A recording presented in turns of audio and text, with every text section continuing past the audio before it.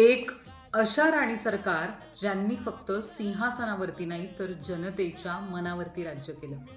एक अशा राणी सरकार ज्यांना सत्ता मिळाली म्हणून गर्व नाही आणि दुःख मिळालं म्हणून हार मानली नाही. एक अशा राणी सरकार ज्या स्त्री शक्तीचं खरं खरं रूप आहेत आणि शक्तीचं नाव आहेत, त्या म्हणजे पुण्यश्लोक अहिल्यादेवी होळकर. नमस्कार मंडळी, पुण्यश्लोक अहिल्यादेवी होळकर जयंतीच्या मनपूर्वक शुभेच्छा.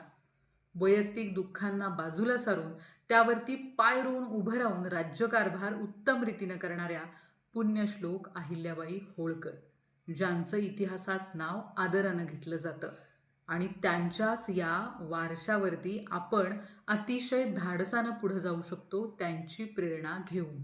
अहिल्यादेवींनी फक्त राज्याचं नेतृत्व केलं नाही, तर त्यांनी न्याय, करुणा आणि लोककल्याणाचा आदर्श घालून दिला होता. ज्या काळात स्त्रिया सती जात होत्या, त्या काळात अशा पद्धतीनं उभं राहणं नक्कीच सोपं नव्हतं. अत्यंत प्रतिकूल परिस्थितीत घराची आणि राज्याची जबाबदारी त्यांनी सांभाळली. वैयक्तिक दुःख असताना सुद्धा, त्याला सामोरं जात असताना सुद्धा जनतेच्या सुखाला प्राधान्य दिलं. त्यांच्या राज्यात सगळ्यांना न्याय समान होता. व्यथा ऐकून घेणारी आणि त्यांना न्याय मिळवून देणारी ती लोकमाता होती. त्यांच्या काळात अनेक मंदिरं, विहिरी, घाट, धर्मशाळा यांची पुनर्बांधणी झाली. त्यात त्यांचं मोठं योगदान आहे, जे तुम्हा सर्वांनाच माहिती आहे. आणि आजही त्या ऐतिहासिक वास्तू त्यांची साक्ष देत आहेत, जे पाहायला बाहेरच्या देशातून सुद्धा लोक येतात. स्त्रियांना पुढे आणणं, त्यांना लढवय्य बनवणं यासाठी सुद्धा त्यांचं योगदान आहे. त्या फक्त एक राणी नव्हत्या, तर दूरदृष्टी असणाऱ्या उत्तम प्रशासक होत्या.